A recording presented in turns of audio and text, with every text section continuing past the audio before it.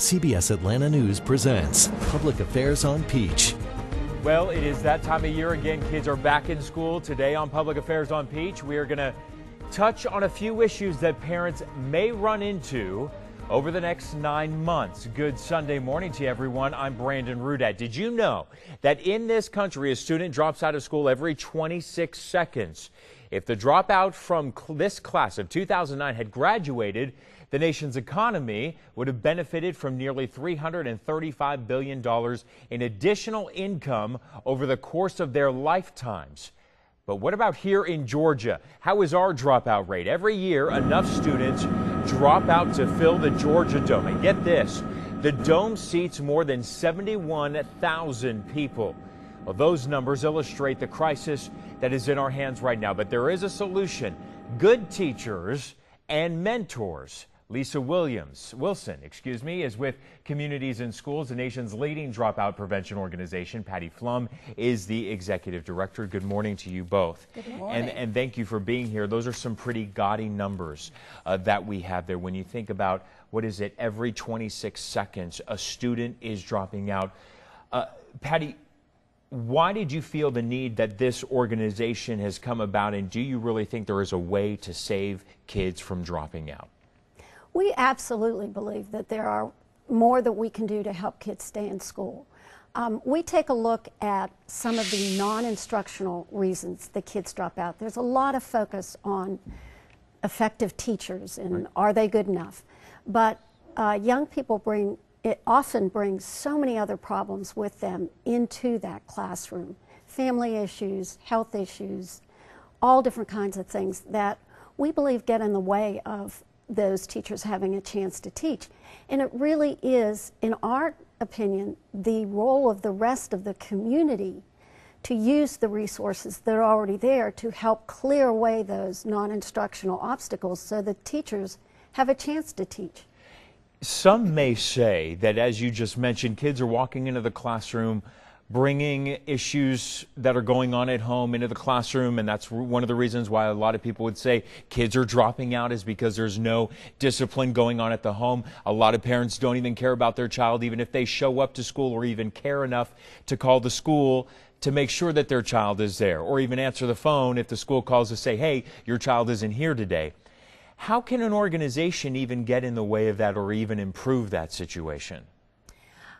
This may sound simplistic, but we really believe that the biggest thing missing in most school environments is just a lot of students who feel disengaged, not involved anymore, knowing that someone in that school really cares and cares in an unconditional way. A teacher's got to be worried about whether that student is succeeding in their classroom.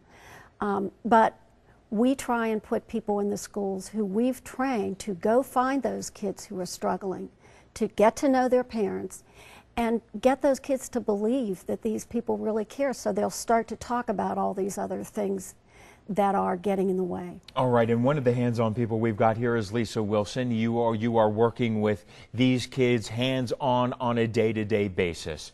Before we get into the 5 basics that you guys have within your organization, what you're seeing out there, in your experience, have you seen kids drop out?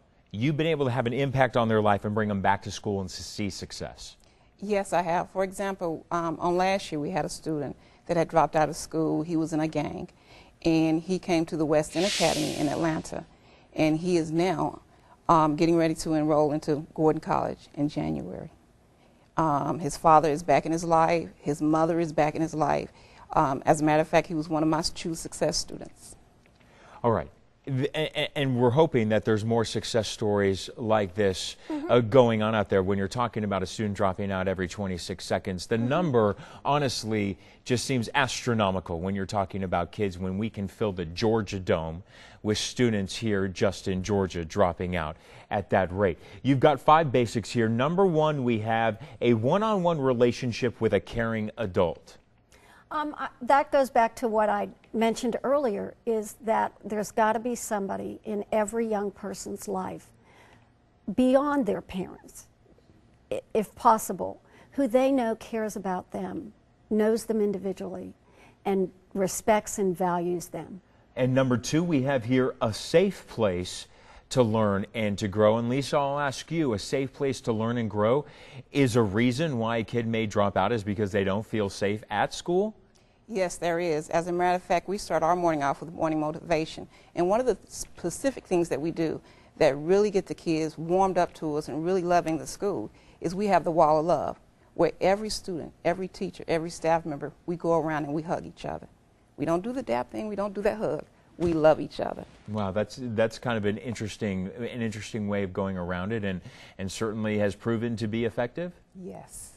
And sometimes that safety issue is whether they're safe in their homes or whether they're even safe walking to and from school.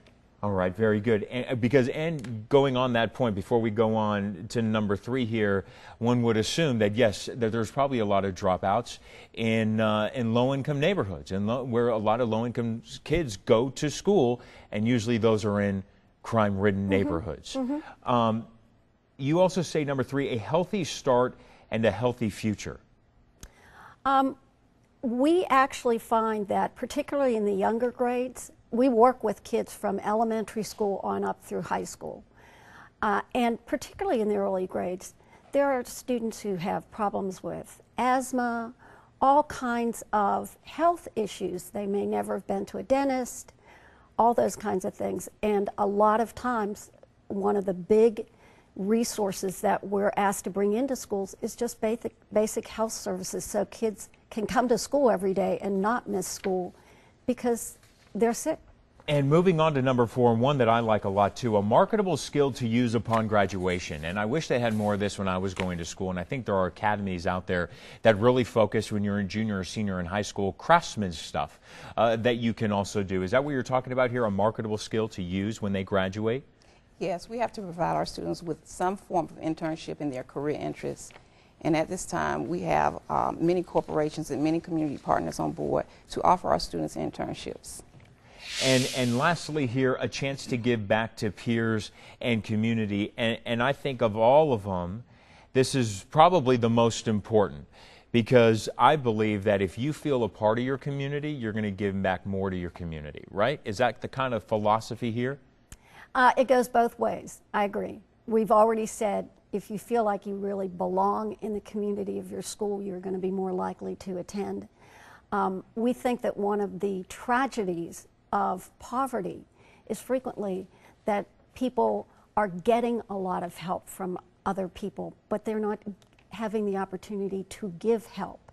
And so we think that's essential for the kids that we work with, to have an opportunity to give back, to make a difference in their community, and know that no matter what their income, they have talent that's of value. And I think it kind of goes back maybe even to that philosophy that it takes a community to raise a child, right? Thus our name, Communities in Schools. Yeah, we want to make that happen in schools. And it's interesting because the fact of the matter is that there will always be parents who have children who will not take part of their lives. There will always be parents out there who will not take the responsibility of making sure that their child gets to school safely, or even that their child is in school, which I think then puts the importance on the community and also community groups like yourselves. All right, very good. Thank you, ladies, for coming in on the show and talking to us about this issue. Appreciate it. All right, and when we come back, it is a time that many parents dread, their child's first ever driver's license. Coming up next, how you can make sure that your teenager is safe behind the wheel.